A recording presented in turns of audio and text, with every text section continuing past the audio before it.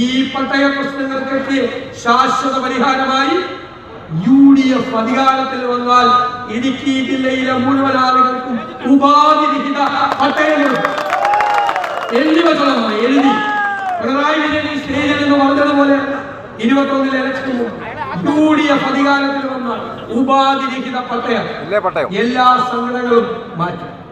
ഭൂമി പ്രശ്നങ്ങളും കർഷകരുടെ പ്രശ്നങ്ങളും അടക്കമുള്ള പ്രശ്നങ്ങൾ മുഴുവൻ പരിഹരിക്കാൻ വേണ്ടിയിട്ടുള്ള നടപടികൾ ഉണ്ടാകും.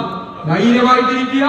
കൊടുങ്കാറ്റ് പോലെ ഇന്ന് സത്യത്തിൽ DCC പ്രസിഡന്റ് ഈ ജില്ലയിലെ മുതിർന്ന KPCC ഭാരവാഹികളും നേതാക്കന്മാരും നിങ്ങൾ ഞങ്ങളെ വിസ്മയിപ്പിച്ചു.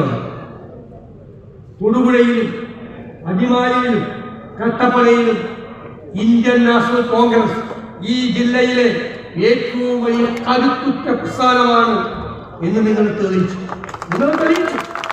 അത്രയും ഗംഭീര പരിപാടികളായി. അടുത്ത അസംബ്ലി ഇലക്ഷൻ ഞാൻ നേരത്തെ പറഞ്ഞത് പാർലമെന്റ് ഇലക്ഷനാണ്. അസംബ്ലി 2 കൊല്ലം കഴിഞ്ഞു. ഇടുക്കി ജില്ലയിൽ 5-ൽ 5 സീറ്റുമായിട്ട് ഉണ്ട്. ഞങ്ങൾ എല്ലാം നിങ്ങളുടെ കൂടെയുണ്ട്. എല്ലാവരും ഞങ്ങളുടെ കൂടെയുണ്ട്.